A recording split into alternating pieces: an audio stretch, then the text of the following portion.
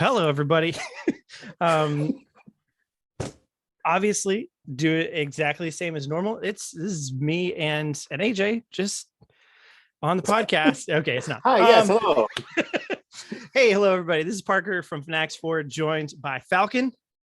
Also a fanatixfour. I'm the Yeah. secret unlockable character. That's oh man, I love that lore. That's so good. AJ's out this week, and we took the opportunity to get Falcon on. I would do all the like things, subscribe and I'll do it. It's okay. Go for it. Yeah. So welcome to directly to you. It's a fanatixfour podcast in honor of Mario Day. I got a bit of trivia for you Mario fans out here. Did you know that the square root of 26,481 is 191?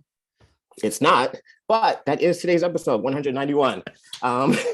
You can support this show by going to youtube.com/fanatixfour or twitch.tv/fanatixfour and give $4.99. If you link your Prime to your Twitch account, you don't even have to give us your $4.99. You can give us Jeffy B's $4.99. And we all know that spending someone else's money is much more enjoyable. So besides that, he has too many $4.99s anyway. So why not give it to us? So for that $4.99, you get loyalty badges, you get Switch keys from time to time, you get emotes, you get gaming time with us, and you have access to our supporters only Discord, which if you're active enough, you can bypass that completely and we'll get you in. If you don't want to support us financially, you can always subscribe. That's free. YouTube.com/fanatixfour, or you can rate and comment on. You can rate us on anchor.fm/directly-to-u. We play video games. Parker, what are you playing? Man, that was pristine. A little round of applause real quick for that. Was any of that written down or just all off your noggin? Some of it is written down, but a lot of it is just from memory. Man. Yeah, I obviously don't pay enough attention, AJ. So thanks, AJ. Sorry about that. Cool. Yeah, let's get into it. So games we're playing. The reason I brought you on here is because we're going to be talking about F-Zero a little bit later. So I'm not playing that yet, but I am planning on playing that. If we were recording on Friday, I would already have been trying to give that a go, but we're not. So not playing F-Zero yet, but I think it probably drops at like 11 p.m. tonight. I don't know. By the time this airs, you'll be playing it. Yeah, that's true. So by the time it airs, F-Zero X, and I'll find out just how trash I am at stuff like that. But even though I haven't been playing F-Zero, I have been playing more Mario Kart than I had in a long time. I guess leading up to next week and the DLC courses and stuff like that. But some of it's just like my sister-in-law came over, and so Ashley and my sister-in-law and I just like played some Mario Kart and had fun. But then I also realized that there's like two Grand Prix on the Mirror Cup that I don't have 3-star gold medals in. What are you doing? It's been 8 years. I know. I went through it all and like got a whole bunch of them, and then when it first came out and stuff, and then just like didn't. And there's a bunch on 200cc. Like I have gold medals in all the 200cc ones, but some of them are rough, like just barely made it. Yeah, I'm not good at 200cc. Especially because like I can't use my regular build. Like I have to make a build specifically for that. For 2cc? Yeah. Right. Wow. I mean, or is that just me? Like I think it might just be it. So I mean, as an F-Zero fan and stuff, like how the 200cc Mario Kart, how does that fare to F-Zero and stuff? Like, does it feel kind of like it's the upper echelon of Mario Kart difficulty and kind of touching the lower side of F-Zero? Or I don't know. Actually, the answer may surprise you. It doesn't at all. Simply because it's still too slow. It's too slow. Wow. But not only that, Mario Kart is not designed to go that fast. Yeah, right. Like they didn't redesign the courses to accommodate for the additional speed. Yeah. So it's difficult because it's just not designed to do that. It's just not. Right. So when you try to compare that to a game that's specifically designed for speed, you can't compare. It's just not a comparison. You can't compare the two, even though it's faster. It's just like I mean, why would I play this when Mhm. I be playing the actual game, you know? I mean, it's kind of like I could imagine if you just sped up like a 2D, like Super Mario World or something like that, which Yeah. that versus like Celeste or whatever, it's you just get different results because one of them is built for like doing things quickly and Twitch kind of things. Whereas like Super Mario World still includes some, waiting around for certain things and like you can get first cycles on some bits, but I'm sure there's still going to be some kind of waiting around that Yeah. other games designed for speed wouldn't have that. So yeah, that makes sense. I could definitely see that. And that totally explains why I'm so bad at 200cc. It wasn't built for it. Come on, man. It wasn't like in regular modes, you don't even have to touch the brake, but now you have to use the brake all the time. And who wants to use a brake in a racing game? So do you in F-Zero, do you not? No. Oh, interesting. Not only that, I'm sure but my machine doesn't have a reverse gear. So you go forward and you go fast, and that's all you have to do. Yep. Man. So that's one of the things I've been playing in any case is a little bit more Mario Kart. I expect that I'll be playing more of that come next week. But yeah, it seems like Ashley and I kind of fell off of whatever other multiplayer games we were having together. And so we've been playing that a little bit together too, which is nice. But yeah, I'll get some other stuff. But what about you? Anything you've been playing? Actually, I've been playing Mario Kart too. Oh, My older brother, he came down from Chicago for a bit. We all ganged up at my grandma's house and nice. hooked up the Switch on the TV, and we played Mario Kart 64. And we spent like 3 hours playing battle mode. My aunt came and she commentated and she talked trash about how lame my brothers are at Mario Kart. And my brother, he was quick to jump to the point that only one of us got paid to play video games, i.e. me. I used to go to Smash tournaments and play for actual money. But playing Mario Kart and playing Smash Bros. It's not the same game. So that excuse is out the window. I've been playing that. And then every once in a while I'll play Paper Mario. That's kind of like my comfort game, just turn it on and just kind of veg out. Yeah. I actually was just thinking about on NSO or on Yes. Yeah, okay, yeah. I'm pretty much done with Legends Arceus. I guess that's the other thing I've been sort of playing, but like at this point I'm doing some post game stuff, but I think I'm just gonna not. It's probably what's gonna happen. Yeah, like it feels kind of like a chore to open it up at this point, just because I think the game was designed well it was designed towards the first big chunk of the game, and then now it feels like busy work kinds of stuff to get the last little bits tidied up. And I'm like, I'd rather just not complete it and not do busy work and have fun because I get to play games so infrequently these days that like it probably should be fun. That feels important. I got that same feel when I played Mario Odyssey. I was like, I'm going 100% this game. And I got past the end game. I'm just like, yeah, no, never mind. So I've got like 500 and some odd moves, and that's where it's going to stay. Yeah. That is one. I mean, I guess also putting myself back to 2017, like, that was like when I first was getting back into playing. I mean, probably the first time that I really like sat down and really enjoyed playing gaming I don't know what's going on. That's what we do now. We playing gaming. But still at that point, I think I probably had just like one game at a time and didn't have a backlog at all. So I definitely 100%ed Mario Odyssey, and it probably was some of a chore, but it was like, I'm just going to play something on here. And this is more fun than, starting something from scratch again that I've already played or something like that, replaying something. But that said, I feel like I'd be right in the same boat with you at this point. If I were to play Mario Odyssey and had other stuff that I could be playing and would be playing, I would just like probably not. So do you think it's going to be one of those things where you wait till Scarlet and Violet come out? Yeah, I think so. Touch it again? At this point, like I think the more I play of this game, kind of the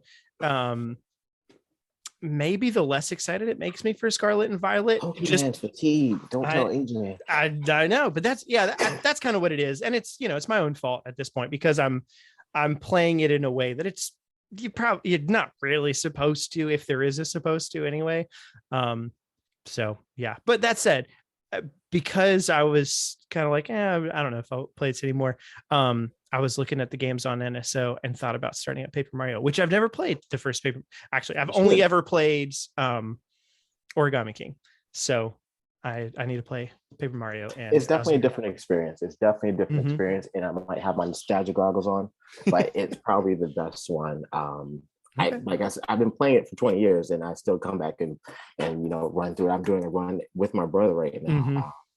He's never played it either, and so he's trying to he texts me and asks me all day, so I'm at this part, what do I do, just oh, you just do this and that, let me see your stats, and his stats are all like all over the place, like mine was when I first started playing, and he looks at mine, like, you only have 10 HP but you're level 15, how's that possible? I'm just doing a different run. So don't worry about what I'm doing, just get through the game. That's so funny. That's interesting. Yeah, it seems fun though. So yeah, I'll be sure to pester you about stuff when I get stuck in the future. Honestly, I'm also like, there was a time that I would play games with like go through with guides and just follow the guide and pretty much do that. And then at some point I was like, that's dumb. You shouldn't use it. Figure it out yourself, you dummy. And I feel like I've kind of swung back the other way now, where like I will give, 1, maybe 2 attempts, whatever I qualify as an attempt to figuring out a thing. And then if I haven't figured it out, then I'm like, I'm not going to just like, bro, you're stuck. An old man now. You don't exactly. Have the time to sit here and grind something out for an hour. Exactly. I got to, use the resources that IGN and other folks have given us. My dogs are like ripping up tissues. Do they still make the Prima guides? Do they still make the what? The Prima guides. Oh, I don't know. What's a Prima? These guys. Oh, I don't know. Strategy guys. I know Prima was a brand. I'm not sure if they're still in business anymore, but I know Nintendo Power had one. And Prima had a unofficial one that they would sell like $5 cheaper than the official versions. I like the idea of physical things like that, just because it's like they're just nice collecting kinds of things. But yeah, again, I also can't get into collecting things because it's a slippery slope, I feel like. So as long as I stay far away from it, then then we're all good. But yeah, I think that's generally what I've been playing. Anything else that you're playing these days? Play some Smash. Yeah. Nice. Also, the reason why AJ is not here is because he's at Collision in New Jersey in a tournament, and he is going to kick butt. I think it starts this weekend. Nice. So he is going to be labbing the next 2 days, which is why he's not with us right now. Yeah. So we'll hear all about it when he comes back next week. Yeah. Have you been to tournaments in a while, or is that something that's interests you these days? Well, yeah, it's just that I don't have the time to practice or to travel or to play. So I've retired, as it were. Yeah, man. Well, I know you're also working on some other stuff that I'd be interested in asking you about. Something, comic book something. Tell me more. Something, comic book something. Indeed. That's truly all I know about it at this point. That's all anybody knows about it. And actually, no one knows about it except for you. And I guess whoever's listening to the podcast on Saturday. So I guess this will be the debut. I've just about finished with the first chapter. I'm currently in the editing phase, but if I can share my screen, I will show you the first page or two so we can kind of get an idea of what's going on. Nice. It's coming. Also, to give some context for Falcon, you're pretty much like the only person that, like, when I think back to the times that I was listening to fanatixfour, like watching fanatixfour before I can't see your screen for some reason. Oh, there it is. Okay. Like anytime that AJ and Logan at the time would pull comments and stuff, there was pretty much always like one of your comments and one of my comments in, the directly to you conversation and stuff. And so I was like, man, this Falcon guy, he's cool. And then here we are. So like pretty much all the way back to the beginning, when I think of early fanatixfour, like that's tied with you. But this looks just super good. What are you okay, so just tell me about it. So it's me, and there's like 3 other people where I've written about 9 or 10 chapters or so. I've got almost 4 volumes written. It's me and a team of people in Pakistan. Actually, we're doing the line art. We've actually created 3D models and then we're going to flatten them down to 2D images. So that's how. So these aren't hand drawn. The machines on the cover here are not hand drawn. Those are actually 3D models that we rendered and then traced and then colored. Wow, that's so interesting. So that way it can be consistent throughout, because trying to do everything hand drawn is going to be a pain for something like this. So this one here, this story attempts to gives more insight into who Captain Falcon is, where he comes from, why he does what he does. So you kind of go through a day in his life. F-Zero just happens to be the backdrop in which the story takes place, but it's not the main focus. This is more about him as a person day to day. You kind of see, how he learns to race, how he becomes a bounty hunter, and things of that nature. Is that what Hunter F, I guess, is like Falcon? Exactly. Yes. Okay, cool. And so this story takes a bit from every iteration of him, because you have at least 3 Captain Falcons. You got one from the main games, you got one from the anime, or you got 2 from the animes. Okay. And then you've got one from novel. That came out in 1990. Is like officially licensed and everything? Is copyright 1990 by Nintendo. Wow. Interesting. The Futabasha series actually has a whole bunch of books. They've got a Fire Emblem book, if I'm not mistaken, as well. So I'm kind of taking bits and pieces from each of those universes, as it were, and kind of putting them into one story that's kind of easy to understand, because you've got bits and pieces of information that's here, but it's not complete or expounded upon. You got bits and pieces of information that's here that's not completed or expounded upon. And so I'm kind of taking a little bit of everything and putting it into one package, so you don't have to go and have to get a strategy guide to figure out what the world's going on. It's people just like, it's about guys in space going fast. What kind of story is that? There's a whole lot of story. Within the games, like because obviously, in the anime and in the novel, I can imagine where narrative would come from. In the games, is it mostly from, I know there are cutscenes like in F-Zero GX, and like probably text here and there. Is like, where do we get this story from in the game context? The manuals. Oh, okay. There you go. The manuals. For example, if I had it with me, I'd be able to show you. The very first game came with an 8-page comic, but more importantly, in the very beginning, it kind of gives you an intro, a backdrop of what's actually happening here. So think of it as futuristic gladiators. You've got teams of people who are betting on these guys to win these intergalactic high-speed death races. And, whoever wins gets all this cash and all this prestige and all that. But then under the surface, you got like these, I don't want to say cartels, but organizations that don't have everyone's best interest at heart. Let's just say that, working in the background, and they're using the Grand Prix to kind of, what is the word I'm looking for? Bankroll their operation. Okay, right, yeah. And so it's just a lot of stuff going on. The GX story was really trippy, and I am under the impression that the whole thing takes place into a medically induced coma due to the accident that he suffered at the end of the first Grand Prix, because nothing makes sense. It's the hokiest thing ever, and I think that's why everybody loves it so much. Yeah. That's so fun. Who, out of curiosity, who's the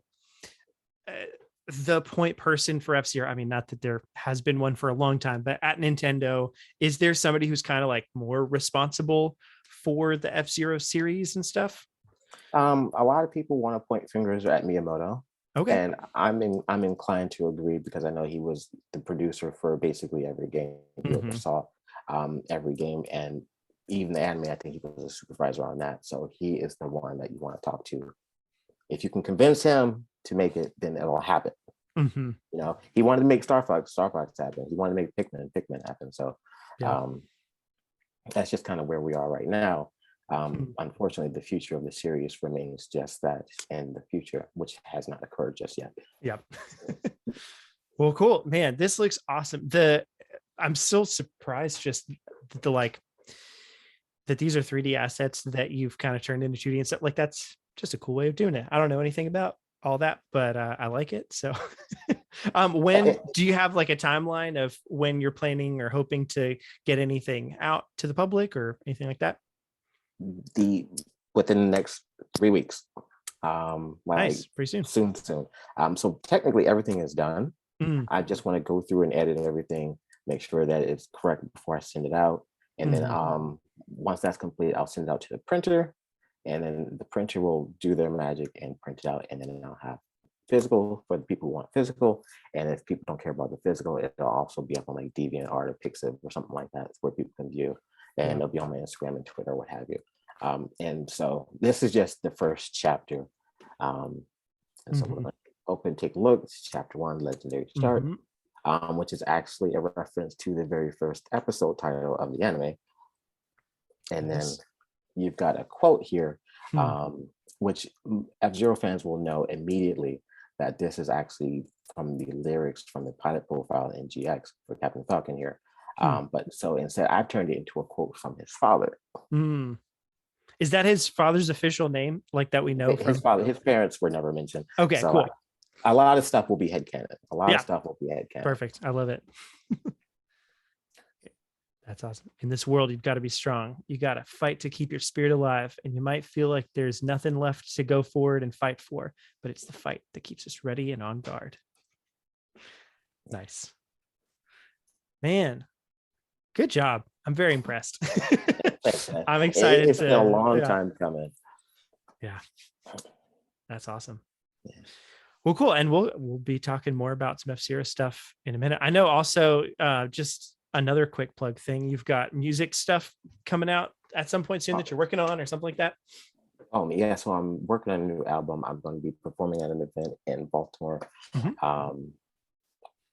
So if you're in the Baltimore area, be sure to come down to the BWI Marriott on Saturday, April the 2nd. I'll be there from 1 to 4:30 or something like that, making noise with my piano. Brand new stuff will be debuting there, but won't be released to the public until the summer. So if you want to sneak peek, come by and say hi. Yeah. Nice. And you got 2 albums out already on Spotify, is that right? Yes, I've got 2 albums out on Spotify. One is called Reflections, Solo Piano Musings of Falcon.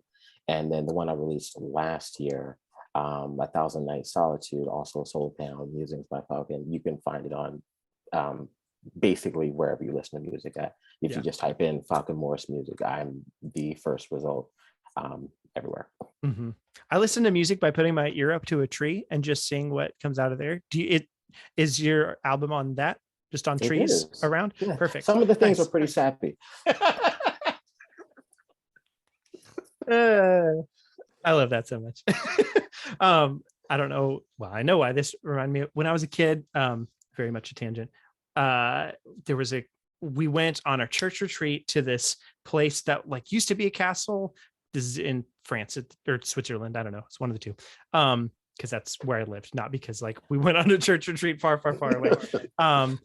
So in any case, we went on a church retreat to this like old castle kind of thing. And it had like this big tower just in the middle of it that had a door that probably somebody had a key to. And there was like just random stored stuff in there. But as kids, it was like this, creepy old tower thing that we thought was so cool.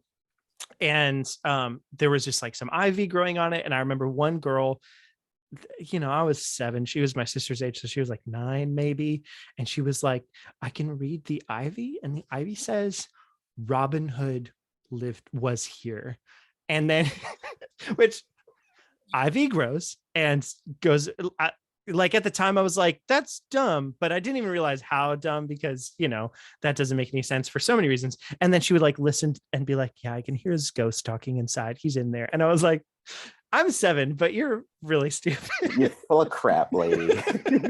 So listening to stuff that everything. In any case, yes, everybody check out Falcon's music. It's really good. I like it a lot. I mentioned before too.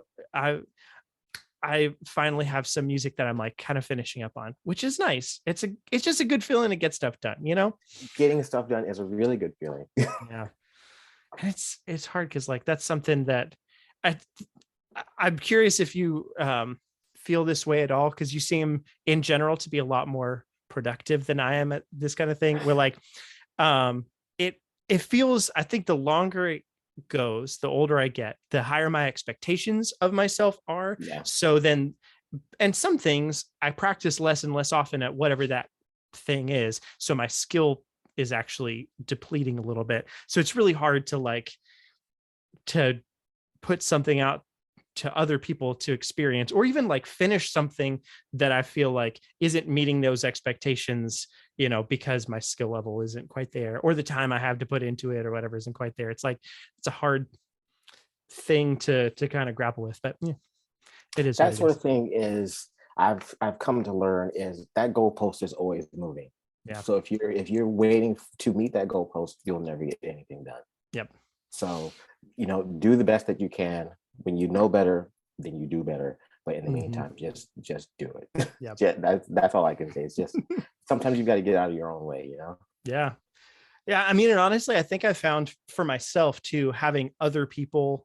So like, for example, doing fanatixfour stuff, having AJ as somebody that's like, expect something of me to have to let go of stuff because like, somebody else is relying on me to do something as well, makes it a lot easier to be able to just like be like, well, this is what I was able to do in this amount of time. It's as good as it is. Could be better for sure, but it's good enough.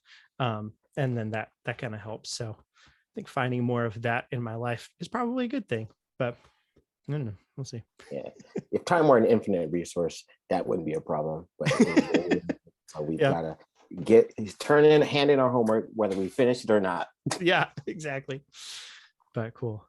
Nice. Yeah, I'll keep everybody posted too on when your new stuff comes out, because that'll be fun. But yeah, speaking of F-Zero that we were talking about a little bit ago, F-Zero X is coming to Switch, like we mentioned, to NSO tonight. It's out now if you're listening to the podcast, and that's exciting. First of all, do you feel like that's the place where you would then go and play that most likely, or I don't know? See, how do you feel about F-Zero X also within the lineage of F-Zero games? Oh man, if I had a tier list, so you've got GX, which is S tier. Okay. And you've got Vanilla X, which is B tier. Okay. The only reason why it's B tier is because there's a better version that was released on DD, the 64 disk drive system that we never got. It's got all the stuff that the main game has, plus track creator and a machine builder, plus some more music, more racetracks. So it's basically DLC on a disc. Yeah. That we never got. So that's going to be A tier. But by all means, F-Zero X is pretty good. But to be fair, none of the games were ranked less than an 80. So yeah. Big fan. Yeah. I mean, I do wonder. Yeah, I don't know. It's interesting that they're not doing anything with that. Like, did they ever, I guess, translate the Japanese content? Maybe not. Okay. So it would take some extra work for them to do something with that, which, is what it is. Officially, it hasn't. It's kind of like that Mother 3 thing where the fans did their own thing. So like, well, if Nintendo's not going to do it, we're going to do it. Well, some of the guys in the community, modern community, they made a ROM of the DD content, as well as translated the F-Zero Climax for the Game Boy Advance, which never came over to Japan either. So, I mean, translations exist, but nothing official. Yeah. Yeah. I mean, so that would be a cool thing for them to, same way that like Star Fox 2, they were like, yeah, we'll just do something with it, use it as promotional material. I honestly kind of am surprised that they use Star Fox as promotional material. So it wouldn't be any more or less surprised, I guess, that they use, unreleased F-Zero stuff as promotional material. But I don't know, man. I'd be surprised. I mean, we don't exist, man. we less than exist. I don't know how you can get any lower than non-existent. Yeah. But they go out of the way to make sure they don't acknowledge us. Yeah, I mean, does this feel like anything different than that? I mean, or just kind of feels like it's just one of the releases that they're doing? So I'll say it this way: we've got F-Zero X on Wii. Virtual Console. We've got Yep. F-Zero X on Wii U Virtual Console. And now we've got F-Zero X on the Switch equivalent, the online service. Yeah. The only thing I will say is I'm glad that they added online, because a lot of people have been clamoring for that. But a lot of the people in the community have been saying, well, you know what? You've got a finished version of a game that no one else has but you guys. Why didn't you release that version instead? And I'm just kind of like, it's kind of point. But you know what? At this point, take it what you can get, I guess. Yeah. I mean, it kind of sucks that it's that way, but you know, that's where we are. Yeah. I mean, I guess, yeah, for a lot of things, I know for myself, it's easier to just, not even expect disappointment, just kind of like expect nothing, or just be okay with kind of the status quo, and then leave room for, if something cool happens, then cool, that's awesome. But that's kind of where where we all live. It's been almost 20 years since the last one. It was 2004 for the last Japanese exclusive game, and 2003 for the last home console release that was released overseas. So every year we're just kind of like, if it happens, it happens. If it doesn't, okay. Yeah. So what I'm curious specifically is, you've heard mine and AJ's takes on like what they could do to revive F-Zero and make it certain kinds of difference and stuff like that. What's like, as an F-Zero fan, what amount of that is blasphemy of like, have a kind of beat 'em up, or like, kind of GTA with Captain Falcon with some racing, all those kinds of things. That's kind of the camp that we're all in right now. However, we don't want it to replace what it's been. We want it to kind of be an addition to, or a supplement. People were talking about, freaking Diddy Kong Racing has a story mode that allows you to drive around into this world to some extent. You know what? We could do that. You've got games like Forza and Need for Speed they're doing something similar. There is no reason why he needs to be confined to just racing when he is known for kicking butt, like there's no reason why it can't be like this grand space adventure in addition to racing, in addition to on foot bounty hunting missions. It could be what Star Fox Assault was trying to be. That's a different subject, but so a lot of us are talking about, well, this is the next logical step, in addition to adding online, adding custom machines, adding custom tracks, adding custom characters, things like that. Because if you take everything that you have from 1990 to 2004, there are like 60 or something unique racers and vehicles to choose from. And then with that, you've got over 100 and some odd courses that you can choose from. And if you add an online, peer-to-peer sharing network, it would be like the Mario Maker for F-Zero. The content, they just need to put the game out and we'll do the rest. Basically what it is. But so have that, and then bring on this new thing to kind of entice new people, give them something like, oh snap, Captain Falcon from Smash Bros got his own game. Because that's what he is now. He's Captain Falcon from Smash Bros. And it's the worst feeling ever. Man, no, I mean, but you're right though. Like that's, especially, I guess the blessing and the curse is that F-Zero fans have been overlooked for so long that even if every course was an upgraded, remaster, remake, whatever, like all the Mario Kart DLC we're about to get of just older F-Zero courses put in it, and then with a, additional game features added on to that would be better than nothing, and then everybody's talking about, hey, just give us GX HD with online. Yeah, right. And it wouldn't be hard to do. You've got Twilight Princess and Wind Waker HD. You've got all these ports of Wii U games on Switch. It would cost nothing. The amount of money that it would cost them would literally cost them nothing in relation to what they would be getting. But I'm not a business executive. I don't know what I'm talking about. I'm just a guy who wants to play a video game. Yeah. I mean, but it's true. And I think especially It's hard to know. But there's, with the rejuvenated like just fan base that Nintendo has now, with the Switch and stuff, it feels like there's a lot of people that have been around for these conversations and listened to countless podcasts and countless, prediction videos and discussions or whatever, of people hyping up some franchise or another, F-Zero obviously included. And so it feels like not only, our sales for all these franchises better than they ever have been with, Metroid Dread or whatever. It feels like just the potential in general is even higher, just from the conversation and the fact that, like, everybody knows that this would be the time to show up, basically. And you know what's a good is a perfect example of that? Fire Emblem, another niche game from 1990.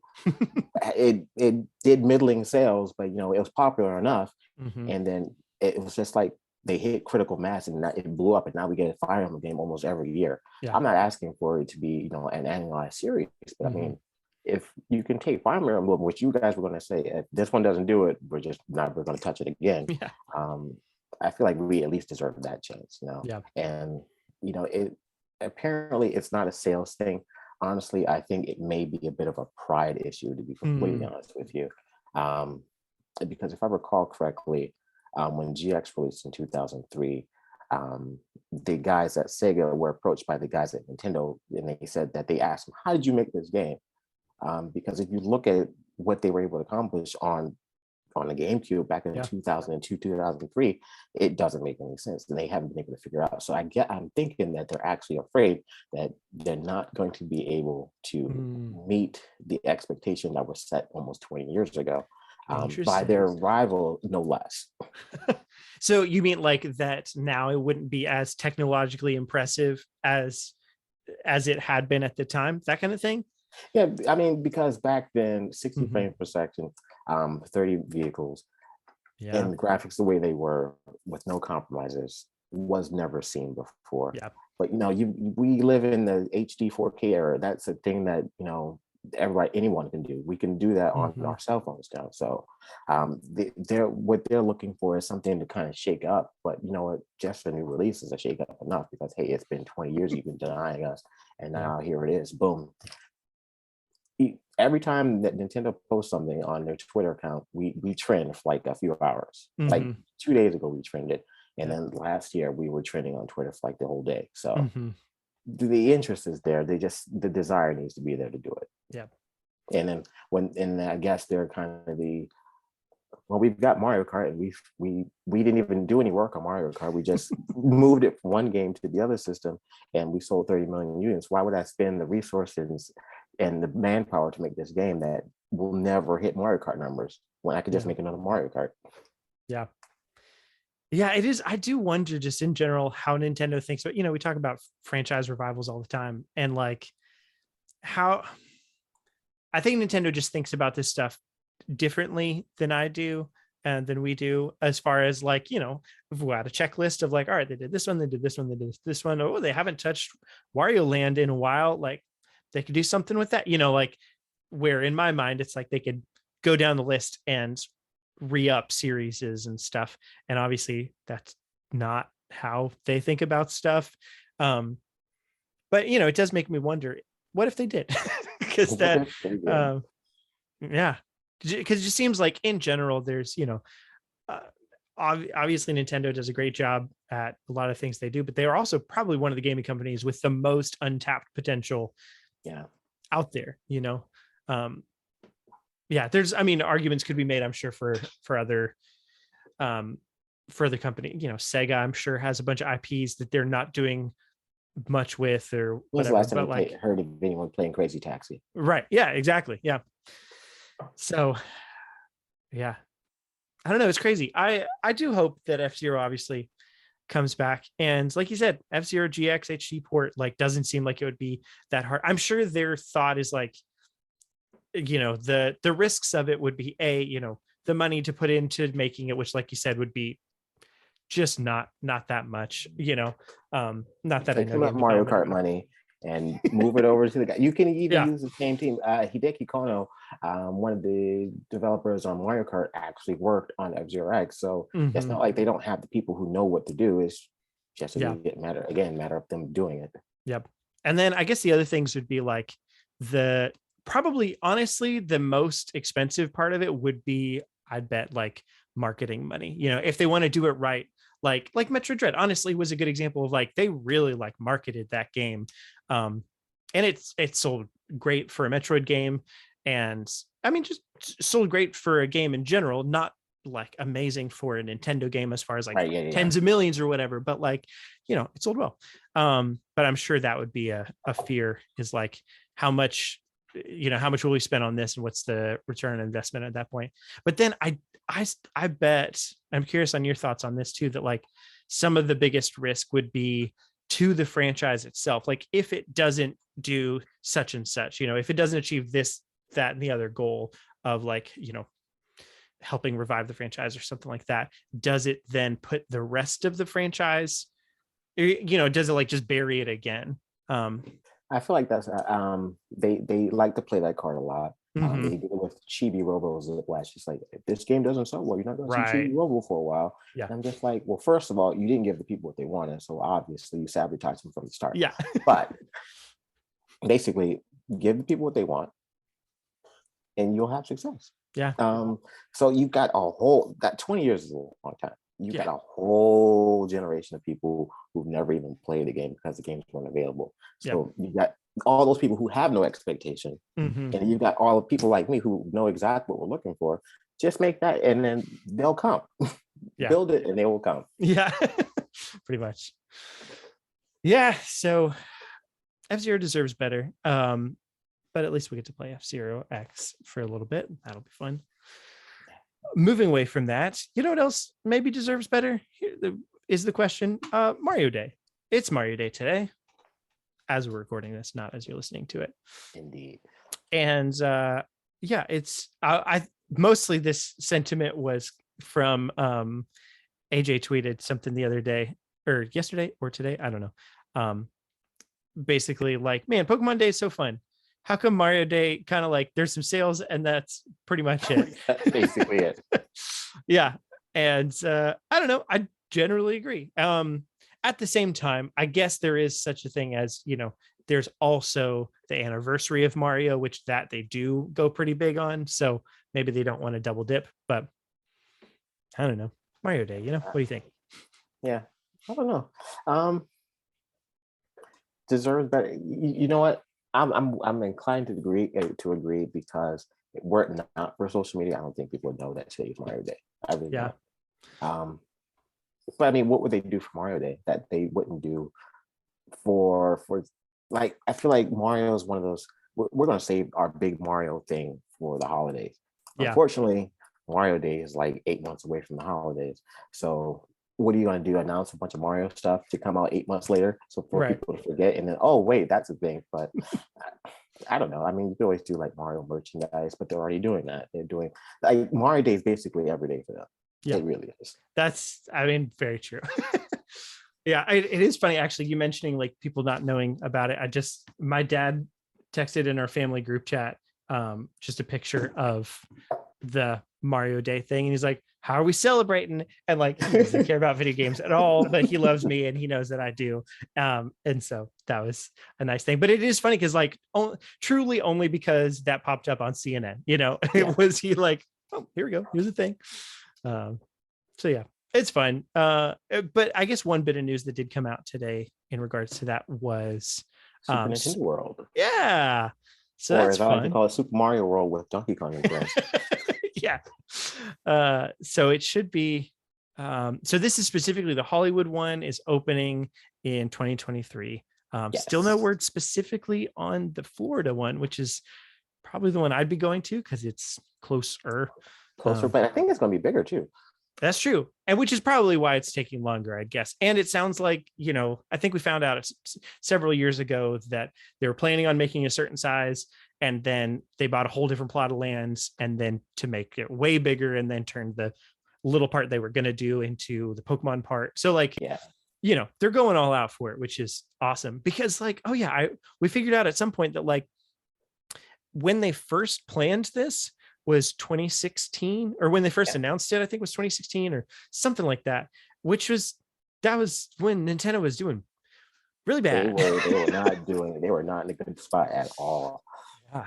Those were dark days indeed. Yeah. Those days didn't even include me within the Nintendo thing. Not to say I'm a blessing to the Nintendo, but just in terms of like, I like Nintendo stuff, but at the time I was just playing Twilight Princess on my Wii for the first time. So yeah, Aria, how do you feel about amusement parks? Had this been like 3 years ago, I'd be all for it. But Da Vinci Code 19 is still out there, and people are. I'm sorry. It's just people. Yeah. They pretty much given up. They say they throw in caution to the wind. So I can't trust people to do what they need to do. And that's I don't know. I'm on the fence, but it's still a whole year away. A little bit more than a year away at this point. So we'll see. I'm moderately hyped about it, and I'll definitely go see the demo version while we wait for Orlando to open. Yeah, nice. Yeah, I've actually never been to California. I don't know that I would go specifically for this, but like, I don't know. Maybe we could figure something out, because my wife's also been really excited about Harry Potter World to go at some point because she likes Harry Potter. Obviously, I guess that's kind of a given. So at some point we're gonna go whenever Super Nintendo World opens up. Gonna go to that and Harry Potter World at the same time. But probably we're planning on going to the Florida one. So I don't know how this factors in. But yeah, like you said though, the Donkey Kong stuff, it'll be fun to see when it is more than just Super Mario World, because like, as cool as all that stuff is, it also is pretty, feels a little samey.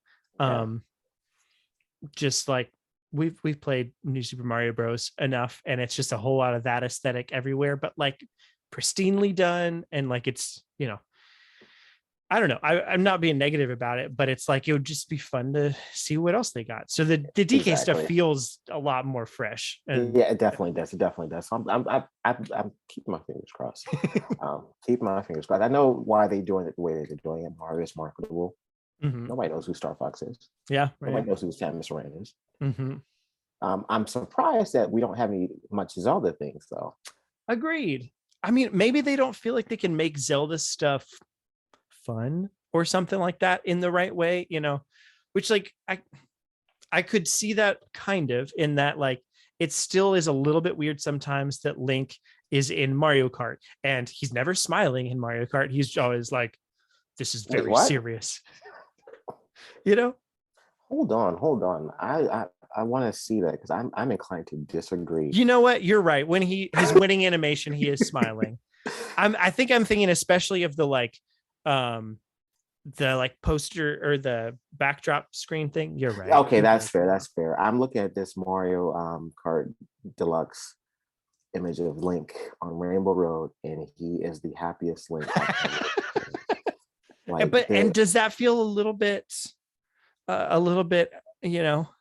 out of sorts or something? Maybe not. Maybe so. I don't know. It's just he's inclined to emotions. No, I suppose. No, I've always been of the persuasion that like I think Nintendo at least has a harder time. Like Mario is super flexible to be in anything. He can be really serious. Mario Strikers Mario, and like also, or like, I don't know, parts of Mario Odyssey Mario, but then also like a pleasant, happy little, American Italian man. And whereas Link, like, there's a much lower ceiling to how kooky he can get. He doesn't have as historically much at least, but not that they couldn't do it. So all that to say, I do wonder, like, what would you like to see if there were more Zelda stuff at a Super Nintendo World? Like, what seems like it would be fun to you? They better have a pottery shop. Oh my God. Honestly, it's not even a pottery. I mean, it looks like a pottery shop, but you pay like $200 to just go in, just go wild, just smash it all. And then they just set back up for the next person So to go in. it could be like you go to a carnival and you throw the things at the thing. You could they have like it's breakable. It's designed to break apart. So you do whatever to it, it falls apart and then it comes back together for the next person, whatever. Yep. It's like pinatas, but not. Yeah, but not. No permadeath on the pods. Yeah. No, I could definitely see. I mean, also like some variety of like Link's crossbow training kinds of things of, like a carnival game also kind of thing. Shooting some things that could be fun. And various other like mini game sorts of things. Roller coaster through Death Mountain. Oh, that'd be fun. I could see that on a motorcycle. On a motorcycle. Why not? I'm still so sad that it's not so. I mean, sad. representation is nice. It doesn't have to be a whole Pokemon sort of thing. I mean, just have like, all right, here's the Zelda section. We've got like 3 things over here, and just more variety. I totally agree with that, because I mean, if nothing else, it's just fun to see like, if something shows up in Smash from a different series that we haven't seen in Smash yet, it's just fun to see like how that series gets represented in Smash. Even if Game and Watch didn't have a level and whatever, like if all he had was just like Game and Watch is in here, it's like he's an old IP, so it's just fun to see like how does that translate into a fighting game. So similarly, how does any of Nintendo's stuff translate into a theme park? Is just fun. No, I'm with you. So yeah, there you go. Mario Day. Good job, Mario. You were today. He definitely deserves his own day, though. I will say that. True. I definitely agree. And pretty much the opposite kinds of news. So Advance Wars Reboot Camp, or Advance Wars 1+2 Reboot Camp, whatever the technical name is, has been delayed. We can get as much into or not into this as we want, I guess. But like, yeah, long story short, it was delayed until who knows when, because of the actual war that's going on right now. Out of like, respect. Out of respect, yeah. It's a bad look. Yeah. And especially, I mean, people have pointed out to the like on the noseness of the game starts out with the blue flag, the blue something. Basically like the bad army is basically Russians, and they're invading a neighbor land in the game. So like, and Advance Wars on the GBA came out on September 10th, 2001. Yeah, they just had bad luck with this game all around. So like, it's one of those things where it's just it's a good business decision, probably, other than the like weird backlash that it's getting of like, I don't know, all the people that are like, I just, wearing this on my sleeve, of like people that are being mad about it being delayed and the precedent that it sets. Like, should all war games be delayed? Because there's always war going. Like, truly, like, I don't get that. Like, just, it's kind of one of those things where like, if somebody holds a door open for you out of respect, and then they're like, what are you trying to say about something? I'm those like, I don't always be offended. I'm no matter trying to what. hold a door open for you. Yeah, exactly. Yeah. So yeah, it's not setting a precedent so much as it's like, it's being just sensitive to what's going on. Yeah, exactly. Which is pretty bad, the stuff that's going on. I don't know all the details. I'm not there or anything, obviously, but yeah, it sucks. Sad times, man. Sad times indeed. So yeah, we'll move past it for now. But yeah, I mean, if, anybody who wants to look up more stuff about that, if you want to. But in the meantime, speaking of enemies, that was not a good. I take that one back. Ignore that. Redo it. Speaking of the state of play that happened this week, because we are now. Long story short, state of play happened, and it's a PlayStation thing. I didn't watch it. I didn't watch it either. It sounds like in general it was kind of like not one of the better. When it said it was 20 minutes long, I was kind of nervous for my PlayStation fan friends, just because like at this point the expectations for these things are incrementally getting higher and higher, and like you've got to have just a solid 20 minutes. Like even Nintendo, if they were like Nintendo Direct 20 minutes, I'd be like, Is this a mini? Yeah, right, exactly. So yeah, it sounds like it wasn't necessarily the best, so I'm sorry about that for all of our PlayStation friends. But there were a couple things that came out that are coming to Switch, which ironically I think these were some of the better received announcements anyway. So and before we talk about them, also Poofy Rain asked for Q&A, PlayStation State of Play showcase games that are coming this year, and the Switch, which ones are you looking forward to?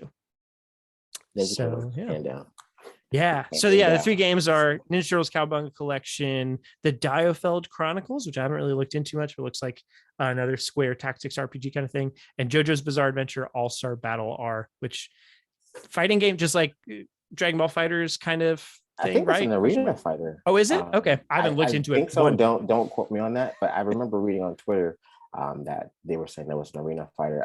Think Naruto Ninja Storm 2 or what have you. Oh, yeah. But I know back in 2013-14, there was a JoJo's Bizarre Adventure game, and it was 2D fighter. So I don't know. Interesting. I'm looking at it here, and all the clips that it's showing, I think you're right. I can't tell. Oh, people will find out. Whatever. If you're into JoJo's, then there you go. The JoJo fans know. Yeah, they do. I asked one of my friends if something was a JoJo reference recently, and he said, "Always has been." And I liked the merging of the memes. It was a fun little time. But yeah, you said the Teenage Mutant Ninja Turtles games. Are those games? Have you played any of those growing up? Yes. Nice. Yeah. So my older brother, he's 7 years older than me. So we had all the games. The one I remember the most is Turtles in Time. Playing that multiplayer with my brother. We also went to the arcade, so the Ninja Turtles arcade game is there. So his birthday's coming up April 6th. So as soon as this game drops, I'm sending it over to him so we can play it online. So I'm actually looking forward to that. That's awesome. Yeah, it also, like, it's a great collection just as far as like 13 games for $40, and like I don't know, like that's great. I have not played any Ninja Turtles games, and I suck at beat 'em ups, and I haven't yet found a beat 'em up that I like yet, including I played the Scott Pilgrim versus the World game, and I didn't dislike it, but I definitely wasn't itching to play it anymore and wasn't very good at it. So I'm curious if that would be different for any of these, but like even if it's not for me, that's not the point of everything. It's so great that this is coming and it's there for everybody else. Like that's so cool. It's going to be a fun time. If you're able to try it on AJ's time, give it a go. Give it a go. We'll see if he picks it up, and if so, I'll try that. I mean, especially I at least need to try Turtles in Time, or right? Yeah, Turtles in Time. Because that's the one that I hear everybody talking about. Everyone loves that. It's the best one. Yep. And then last news bit for today is the Nintendo Switch mobile app got an update just kind of randomly on Monday or something. Nintendo remembered that was a thing. It's like, oh, we probably should do something with this. Here you go. Yeah. And basically it's just like, now I opened it up and it looked like this is the functionality that I'd expected, kind of the bare minimum still that I'd expected to have for doing what it's meant to be doing. But I guess now it's doing it, and I guess it wasn't before. I don't know. No one used it to notice. Yeah, right. Seems like the kind of thing that like people, it could have happened and nobody would notice for like 3 months, and somebody's like, oh, I happened to log in and notice that it's, for all we know, this happened like last year at some point already. It's new, but so here's, before we move on from this all the way, what would it take for you to want to use this app? Like, add any features that you want. Like what could Nintendo do to make the app be more than it is, to a point that you would open it up, once a week, once a month, something like that? So riddle me this. I'll answer your question with a question. Why are people using it now? I mean, yeah. A, good rhetorical question. B, I guess literally just for Splatoon 2 voice chat. I don't even know, Nintendo just needs to bite the bullet and make Discord a feature built into the Switch. Yeah. I mean, I think basically, yeah, in my mind, this should be a companion app in a more literal sense, like that they're easy thing, put the Switch games eShop in it, so that you can buy in the same way. Like, I mean, you can go to the store on your website, and if you're logged into your account, then it'll start downloading on your Switch when you buy it. So like already, yeah. I mean, like if you buy a game on the Switch store or the Nintendo store, just on your browser or whatever, it'll just start downloading. I think you have to turn on a setting maybe to do that, or maybe not turn off a setting to do it. I don't really know. But I've definitely done it before and it worked. So that's great. Well, if I can remotely download games from my Switch from my phone, I would do that. I would definitely do that. And like, honestly, especially if they, because like browser experiences are only as good as they can be, and they definitely change from thing to thing. But like, if they could make that experience good on, because the eShop in and of itself is fine now, like it's passable, but like it's not great. And so if you could make it better on your phone where people are used to buying things, like I feel like they would get a lot out of that. And like start integrating stuff like, I mean, we're just talking about the eShop now, but integrate stuff like rating games and reviewing games or any of those kinds of things on there. Like those would be beneficial, at least in that direction, in terms of like, I think I'd use the app more to just open it up, see what kind of games are coming out just for the fun of it, just because I like to do that. I don't know. I can't see it, because all those things sound like that would be something that you can do from the website. And while I need to download an additional program on my phone to do that. Yeah. Otherwise, I mean, like, I can't. Basically, the app would have to start being things that it's completely not intended to be something that's worthwhile. Or okay, actually, here you go. As far as like a companion app kind of thing, if it showed me stats of pretty much any variety about like Switch stuff or whatever, like if there was some amount of that, I would do it. That would be the way to get me into using the app. Not that they really want people to use it, like they don't care, but I guess, I don't know. I feel like your account would be able to have all that information. You just log in on the website, and there it is. Yep. So delete the app, return our money. That's all. Make something else. Make F-Zero. Take that money, make F-Zero with it. There you go. F-Zero GX HD. It'll cost $7, and that's it. Cool. So that's all the news bits that we have for today. And now we're getting into Q&A. If you got any questions, folks, I'm sure you all know, but you can, we put out a tweet day of, and then also on our Discord, you can pop questions down there, and then we just talk about them, whatever it is. I don't know that there's ever been a question, to my recollection, that somebody's asked and we just like haven't answered it. I'm sure somebody could try to push that boundary if they wanted to, but that's what's happening next week. I got you open up the dates. I mean, probably, yeah. All right. So first up, Adge asked us, hey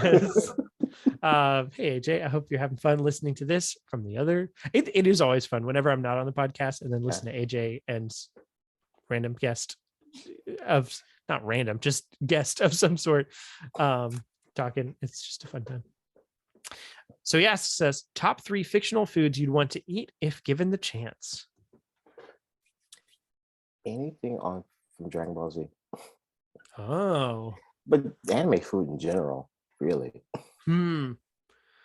Are they like how fictional? That good. Yeah. How fictional is, because I'm thinking like Pokemon, for example, where it's like they'll be, this is a hamburger, and it's obviously like some sort of sashimi something or whatever. I don't know enough sushi names. The donut thing. Yeah, right, exactly. So in Dragon Ball, like, is it like specifically fake looking food? No, or is it like food that looks really good? Dinosaur steaks clearly aren't a thing here. I'd be interested in trying that. No, I happened last week. Super tough. Yeah. But also like, increases vigor and stamina, and other stats. So other stats, cool. I got to keep that other stat over. Um, I'd be interested at least in seeing what dubious food from Breath of the Wild is, like, because it's always like blurred out, so you never really get a chance to experience that. I don't really want to eat it, but I'd look at it and be like, that is dubious food, because somehow it always looks the same. I mean, it's always blurred out, but it always looks like the same blurred out image. So how are they doing that? I'm lying. It's good. The rumble fruit from One Piece. Oh, okay. So that particular one gives the user electrical powers, and I've always had an affinity for electricity. Nice. Fun fact: I stuck some tweezers in an electrical socket and got electrocuted when I was like 3 years old. Oh, no. And that's why all of our outlets have little plastic thingies in them. Yes, I'm the reason for that. So yeah, I'm changing my answer to the rumble fruit. Cool, that's good. Yeah, other than that, I don't know. I don't notice enough fictional foods, I think, to like really, I don't know. I don't have any good answers. So I'm with you, rumble, maybe any of the other. I've watched like half of one season of One Piece so far, and I know it doesn't get good until episode like 172 or something like that, but not get good, but like doesn't, really hit home. It's a long story, man, and it takes this time to set things up properly. So I understand what you mean. Yeah, but I mean, I did have a fun time watching it. I just happened to fall off. But which Pokemon berry looks like it tastes the best? Ooh. Theoretically, Asperberry should be pretty good. Mm-hmm. Or the Payapa berry. What does that one look like again? Is that? Oh yeah. I was thinking, which one was I thinking of? The Chesto berry? No. What's the one that's like orange with the blue thing? Kind of looks like an acorn almost. That's not the I don't remember. I'm looking it up, and we're gonna find out. I failed you. I'm thinking of. Yeah, I don't know. I think I'm mixing two up in my brain. He's making his own berries. Take that, AJ. As one likes to do. I think my answer. I was thinking of a Chesto berry. Did I say that? Yeah, you did say that. Oh, okay. So yeah, I was thinking of the right one. I think my answer is kind of a cop out because it just looks like. I mean, it's pretty much the berry that it is. Raspberry. R-A-Z-Z. Yeah, because raspberries are truly the best berry and best fruit. So raspberry is the best one. It does look good for what theoretically. Here's yeah. I missed that the first time. So here's the question though. Do their effects play in at all to like? So if the Asperberry cures freeze, is it like a little spicy maybe, or a little, is there something about that? That's what I want to know. I'm inclined to believe that it would make me invulnerable to cold. Ooh, I like it. Yeah. In that case, I'll take the Chesto berry because it cures sleep, and that's basically coffee. It's basically coffee. Coffee. You're eating coffee beans. That's true. Sadly, coffee. Sadly, and whatever. Coffee does not do anything for me. And like literally the other night, I made a coffee and then went up to bed and drank it and went to sleep. I can't coffee at all. Caffeine, one sip of it, and I can hear my blood. It's not good. It's not good at all. Give me some tea. This tea's got caffeine in it, doesn't it? Like, no, it's caffeine free. And that 1.25% caffeine is enough to set me off. So no coffee or caffeine for me. Yeah. I mean, it's, but it is nice to have that as a Hail Mary or whatever, I guess, too. Maybe not. I don't know. But like, if you're really sleepy, that you could drink something and kind of cure that. Whereas like I was on a meeting earlier today that luckily the camera was not on, but like in the last 10 minutes, I was like very drowsy. Oh, wow. and I could not do anything to change that. And that was unfortunate. Luckily in the last 10 minutes, I was not integral to the meeting, so it turned out okay. He vegged out. Yeah. But I was like, good answers though. The Asperberry. which I'm just unpeeling the layers because it's the pear. Oh my goodness. I only caught the theoretical part at first. Ah, man, I'm doing such a bad job at life. And you did so well at that. Bro, that was like a whole year ago. That was 100 episodes ago that we last brought it up. It's okay. So yeah, there you go. Moving on from that question. The last one from Adge. What's the best? Okay, I'm gonna answer this. We're gonna answer this two ways. What's the best jam/jelly? But then also, what's the best jam, jelly? So what do you think? Well, jam. Agreed. No questions asked. Jam is better than jelly. Strawberry jam, because I'm a basic B. Strawberry jam is very good. Like that's, yeah, as like especially like good strawberry jam, as pretentious as that is or whatever, is like very upper echelon. There's layers to this. There's layers to this. It's okay. I mean, I think technically it's more often called preserves, but raspberry preserves, again, just hammering home raspberries, you know. There you go. It's so good. Like, and also you can put it on, I mean, you can do the same with strawberry jam, but like if you have some ice cream, like, you know, vanilla and chocolate or something, whatever, and put some raspberry jam on there, it just like brings it up several notches. And raspberries make everything better. I'm inclined to agree. Yep. What's the worst? That's the question. Jelly's the worst. Yeah, jelly's blackberry jelly is the worst. Oh, interesting. I don't know that I've ever tried blackberry jelly. No. I feel like I would like it, only just because I like blackberries. Oh, but but I think also like I have a soft spot for them and raspberries for kind of the similar reasons that like wherever we were in France growing up, there was raspberries and especially blackberries just kind of like grew in the wild, and we were like on the foot of a mountain. So like we'd go on walks and stuff, and there would just be like a blackberry bush and just like pick them off and eat them and stuff. So I think there's like something especially tied to the kind of organic part, not organic in the like, you know, organic food kind of side, but just the organic like invitation of it into my life, you know. it felt like there's a little extra connection there, more so than just like which one of these tastes good from a grocery store, which I mean now 100% I'm just getting it from a grocery store, right? But you know, it's got memories associated with it that like I've never picked an orange off a tree. You know, probably could. I'm sure. Yeah, I picked a few apples, chopped them up. Yep. We had an apple tree for a little bit, and just before any of the apples came off the tree, birds would just like eat them. So I don't think we had a single apple off that tree. It was just birds. So sad times. But yeah, AJ finishes with #fanatixfoods. #fanatixfoods. So right there it is. You know, it's funny. I started that, and here we are. Yep. And as I mentioned to AJ last week,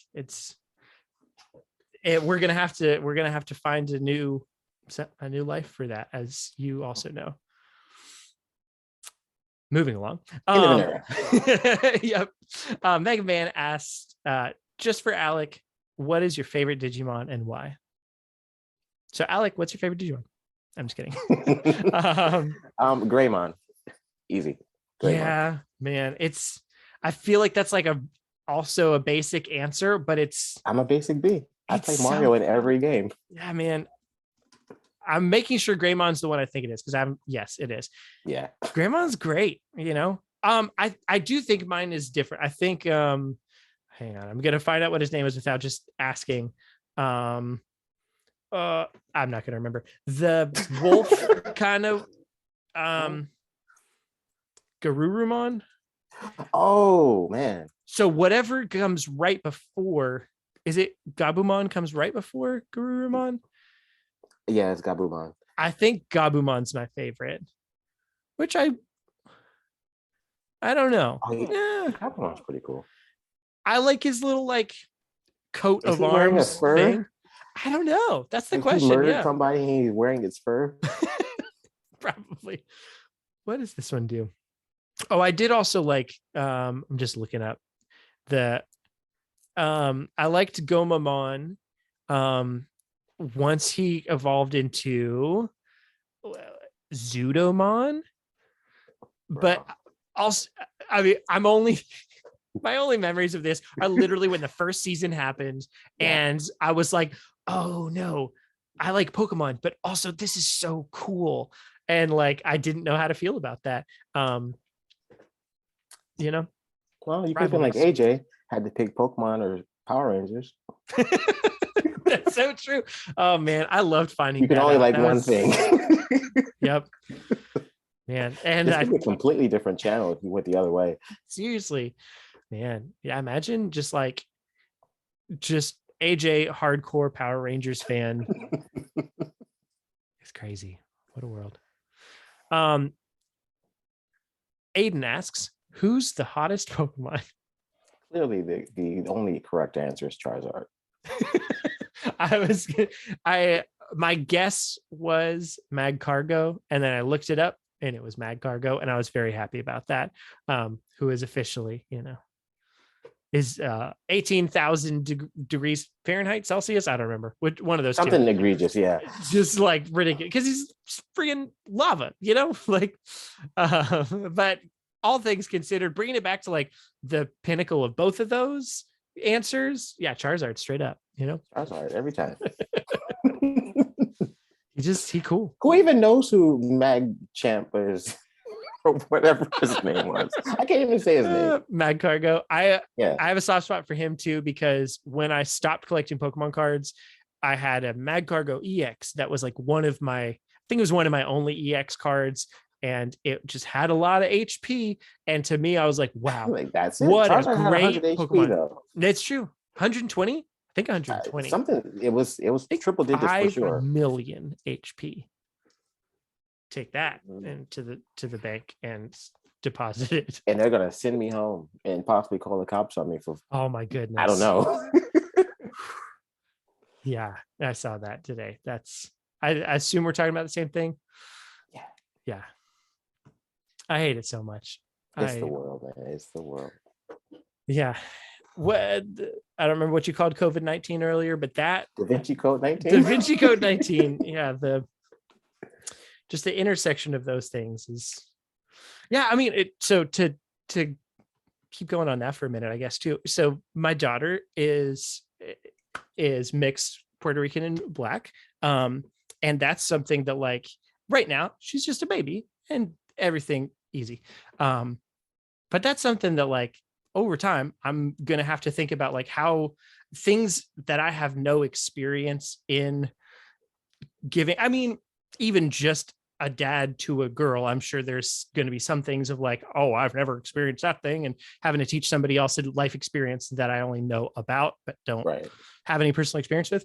But especially, unless things are magically way better, in 15, 20 years or whatever, like that's just a whole thing that like, yeah, is. I don't know. I feel like it's going to be less of a thing that you think, because we are growing up in a time of blended everything and everybody. Yeah. So, I think it's just going to be one of those things like, oh, really? Okay.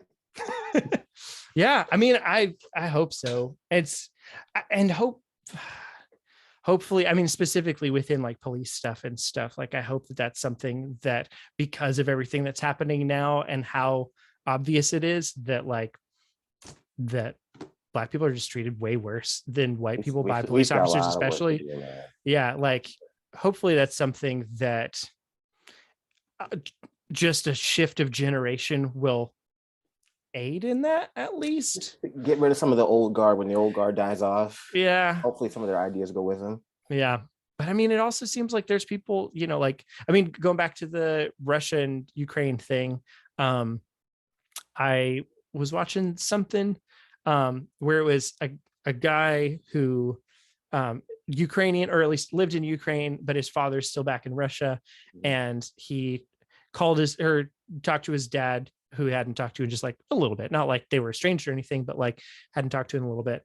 And his dad hadn't checked up on him throughout all of this. And he was like, I wonder why dad hasn't checked up on me. And like his dad just legitimately wouldn't believe. He was like, no, you guys are like it's Nazism that's happening to you, and that's what's going on. And so you guys are, the Russian soldiers are coming in to save you guys, and they're giving you clothes and food and warmth and stuff so that you can be protected from the Nazis and stuff. And dude was like, no, they are bombing our cities. Like that's, and the dad was just like, wouldn't hear any of it. So like those kinds of things always make me a little bit worried to like, man, people. Propaganda is strong out here, man. Yeah. That's bad. But we'll figure it out as we go along, and not in this podcast. All things considered, yeah. So I mean, I wish we could just figure it out in this podcast, and that could just fix all the things. Man, maybe we're the solution. We are the solution. We are the future. And the future involves Discord questions. Here we go. Let's answer these.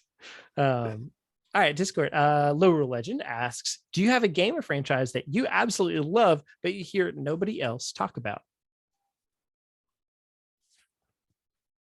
I mean, obvious answer is obvious, I guess. Yes, most definitely. I guess it all depends on what you mean by nobody. Right. Because in my corner of the world, which is very small, that's all everybody talks about. Yeah. But, when you get outside the bubble, they say, what? Oh, that's where Captain Falcon's from. So, yeah. Well, they might not. You mean that Smash Bros guy, right? Like, yeah, no. So, yeah, obvious answer is obvious. I'm sticking with that. Yeah. I have two. One's more obvious than the other. Golden Sun is the classic go-to that but people definitely do talk about it. Like it comes up kind of the same way that F-Zero does, where like people are like, you know what Nintendo should bring back? Golden Sun. And that's about all I hear about it more often than not. I'm planning on doing another Golden Sun video at some point this year, whenever. But like I don't see other people making videos about Golden Sun, barely at all. Like some here and there. But it's be the change, bro. Be the change. So that's one is Golden Sun. But again, it gets talked about in passing enough. The one that I hear literally nobody talk about is I always had a soft spot for Extreme G. Did you ever play that on the N64? Where I live, I can't not hear about it. And I freaking hate it. Well, I guess I can know why. Yeah. It's because it feels like that's like, this is the answer to F-Zero or something like that. Okay, you tell me. When it was popular, that's what the Discord with a capital D was. Yeah. That's what the discourse was. But now, anytime that someone says, oh, we're making an F-Zero like game, it's not like F-Zero. It's like Extreme G. Stop lying to me. Yeah. And the fact that people can't tell the difference between the two is ridiculous. Like my grandmother, she calls everything a Nintendo. My brother has an Xbox One X, and she's like, "Oh, who are you playing Nintendo with?" I'm just like, so it's that sort of thing. It's just like when you're not that informed, it all looks the same. And in the grand scheme of things, I guess it really doesn't make a difference because both franchises are in the ground. Yeah, but right. It's really frustrating. I definitely can imagine that. Like, yeah, I can't place what thing I'm associating with that feeling, but I definitely have that kind of a thing with something. I don't think it's a video game. Oh, actually, you know what? I'll take it back. It is a video game thing. It's Golden Sun. It's it's a lot of other things too, but like specifically that, like when Octopath Traveler came out, people were like, oh, it's kind of like Golden Sun. I'm like, this is like the things that Golden Sun does special are not even thought about in the realm of this. I really enjoyed Octopath Traveler. Like that's not a diss to that game at all, but it's like they're very unrelated things. And just like all sorts of, the closest thing is like Sea of Stars, I think it's called, is coming out sometime this year, I think maybe. And that one has a very Golden Sun aesthetic to it. From what I can tell, the gameplay isn't specifically there. Like my big thing that I really like about that game that other games don't have is the RPG with the overworld puzzles using your powers and your synergy.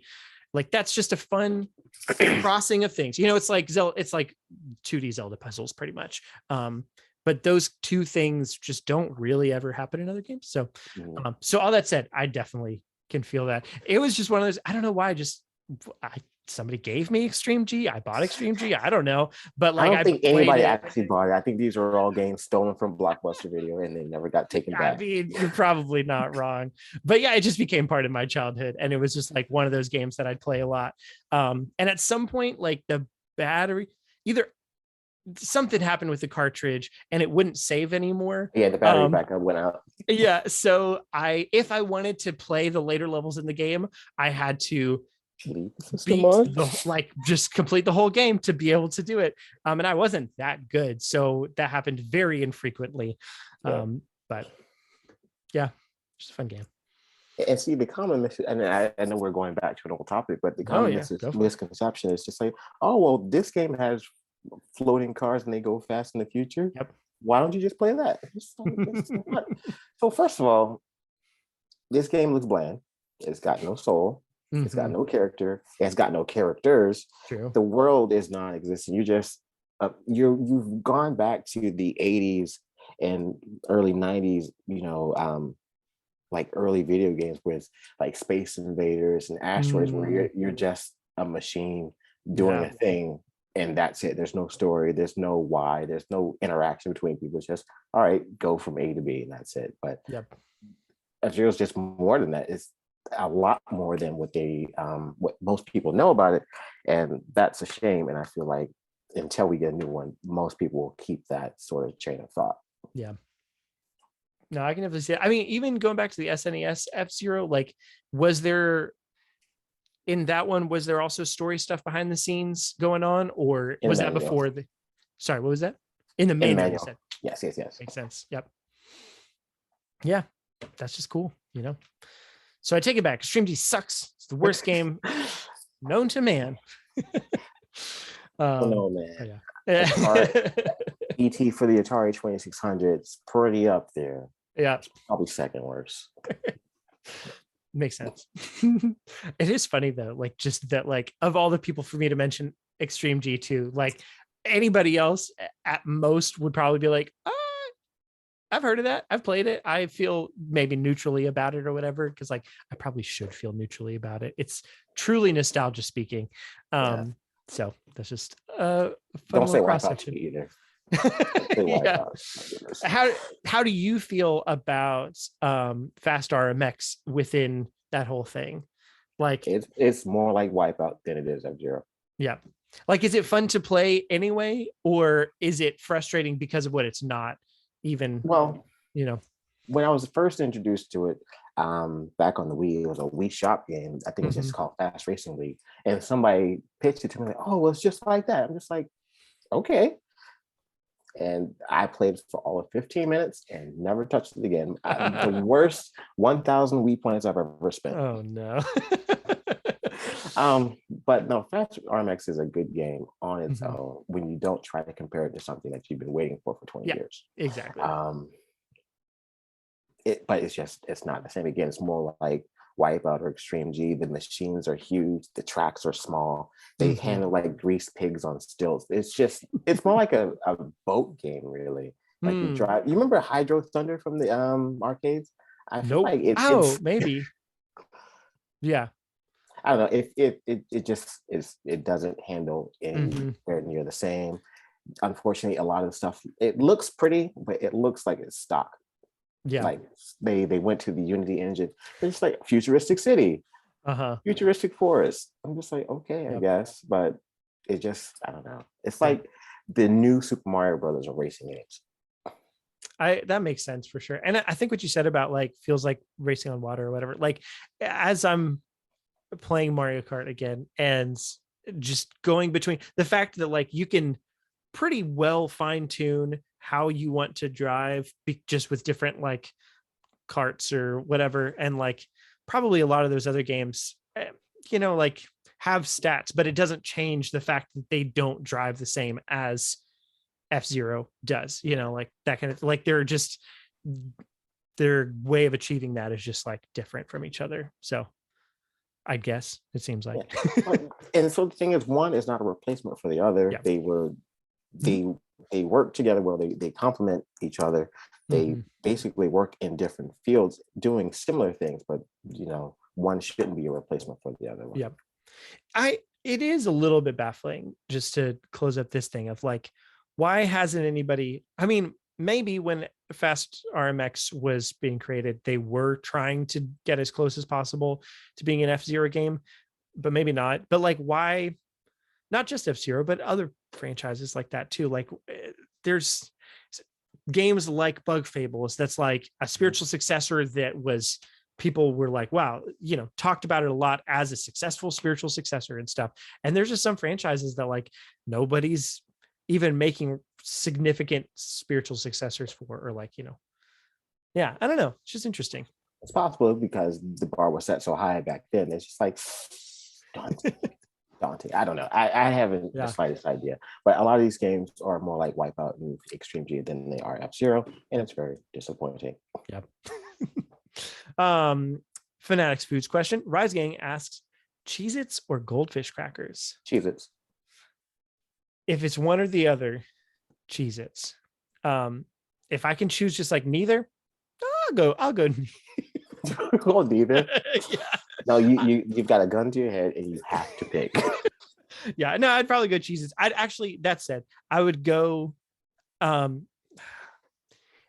like, if changing the flavor of Goldfish crackers, like picking a different box than the standard one, doesn't really bring it up or down many notches. It's just kind of like whatever. However, I will say Cheez-Its, if I can choose not original Cheez-Its, but choose like the hot and spicy Cheez-Its or something else like that, then that like brings it up a whole bunch of notches for me. So like, yeah, that said, yeah, Cheez-Its wins regardless. Yeah, white cheddar is good. I'll choose that. I actually like the extra toasty, and I don't like the extra toasty ones. I don't know. I think they feel dry. I think that's all it is, because they're too toasty. Because they are. You know, that's the point. But yeah. But with Cheez-Its, you can make the like homemade Butterfinger thing. I've never made them myself, but my mother-in-law's made them, and I've tried them, and that's pretty good. So Cheez-Its win all around. All around. Last but not least, Avery Cope asks, with digital purchases becoming so prevalent, how important is it for Nintendo to have a backwards compatibility in their next console? Leaving behind an entire library of games, again, seems like it would really upset fans. I have an answer, but you go first. Ooh, okay. Discourse with a capital D. Yet again. From the way Nintendo has been since '85, not very important, simply because the Super Nintendo was not backwards compatible with the regular Nintendo. The N64 was not backwards compatible with the Super Nintendo. The GameCube was not backwards compatible with the Nintendo 64. It wasn't until the GameCube into the Wii that backwards compatibility even became a thing on their home consoles. Obviously, you had a Game Boy. Mm-hmm. Your Game Boy Advance could play everything that had a Game Boy name on it. Mm-hmm. So that was always a thing. But as far as the home consoles were concerned, it wasn't very important to Nintendo, because you basically have the evolution of each system going forward. The GameCube was the perfected version of the Nintendo 64. The Nintendo 64 was the supposed perfect version of the Super Nintendo. So I don't feel that they feel like it's very important. It's just like, we did all this old stuff. Don't worry about that. Play our new stuff. And that's a lot of the problem with being a Nintendo fan sometimes. It's just like, well, you know what? We want to play the old things. It's like, well, we already made that. Mm-hmm. Go play that on something else, but we're not going to make it available for you, and you better not pirate it. So, I mean, I know the ethics and the morality of pirating games is beyond the purview of this video, but to fans, I feel like it's more important. Like my Wii U and Wii are still connected because they have all of my old games that I bought on them. The fact that I don't have to pay for them again on the NSO is cool. But if they never release old games again, I still have my old games. Yeah. Although I can understand where people they get uneasy about stuff like that, because these old machines, they break down and eventually will stop working, and the cloud services, they shut down. The Wii U and the 3DS eShops are closing within the next year or two. So being able to access these things is going to be more difficult. Price goes up. So I think as a service provider, Nintendo may want to consider providing that service to people who want to give them money for said service. Yeah, I agree with all of that. And my just very strong guess is that at this point they're finally looking ahead and thinking a little bit about what it looks like, because basically I think for the longest time, like you said, for them not having super consistent backwards compatibility across different things, I think they just only ever really thought about what's the technology able to do for us right now. And when they designed the GameCube, they weren't thinking let's design the GameCube, but let's make it so that whenever we design the next thing we can blah blah. They just designed the GameCube. And when they made the Wii and it's just a GameCube basically with some stuff going on, I think they thought about man, we can play GameCube games, I guess. And then Wii U kind of more of the same. But I think finally, especially with the flop that was the Wii U, and also the eShop of the DS moving to the 3DS, and that they were, consistently kept that up, even with those closing.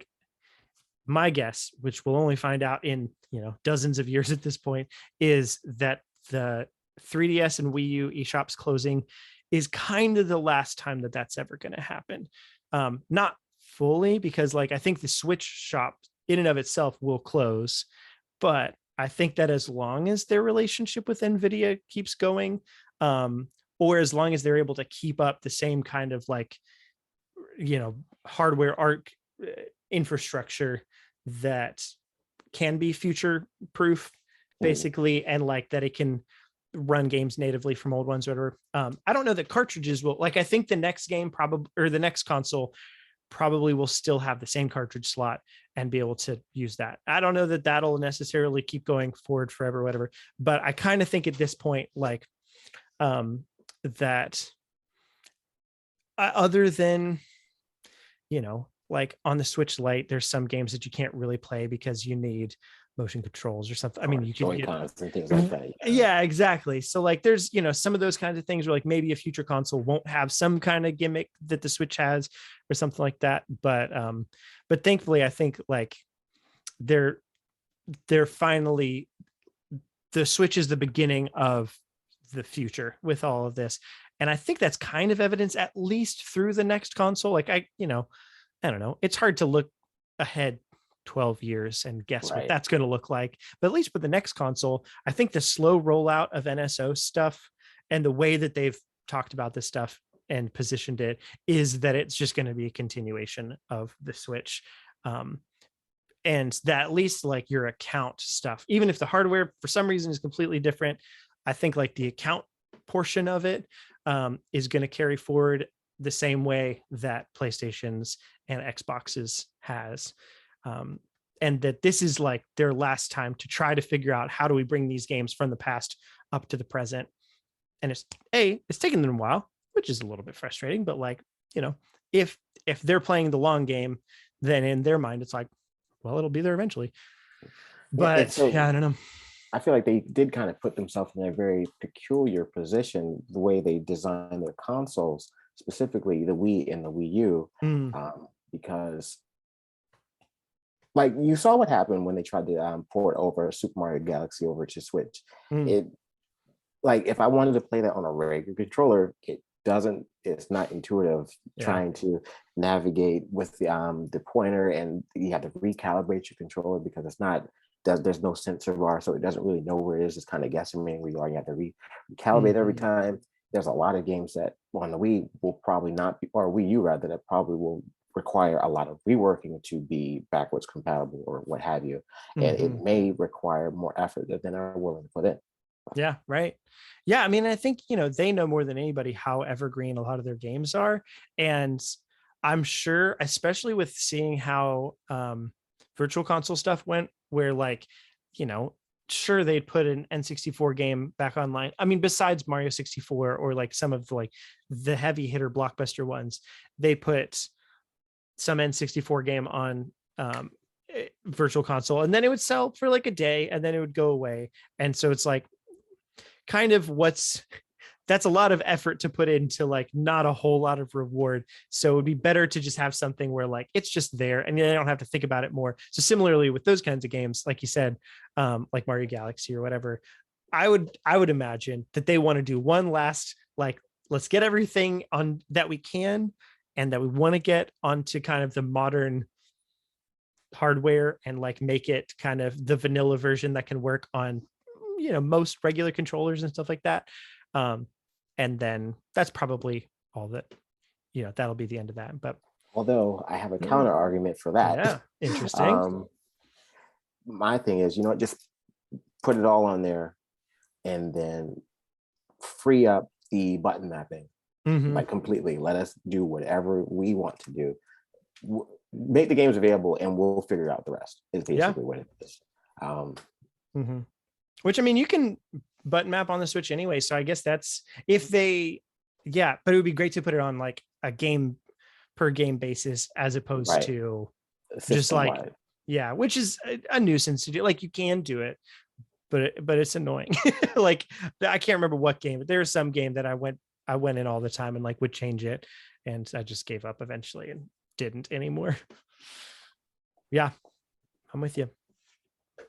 And you know what? We're with all of you in spirit and in words every Saturday at 10 a.m. I don't know, whatever. Falcon, thanks so much for coming and hanging out and talking about F-Zero and enlightening us. And any closing thoughts or closing words of sorts? Rip AJ. He's ripped. He'll be back next week. That's true. He'll be back next week. Every time now, I always think about the one time where on the podcast, he was like, Rip Parker's not here, blah, blah, blah, blah. And then I happened to get in a car wreck that night.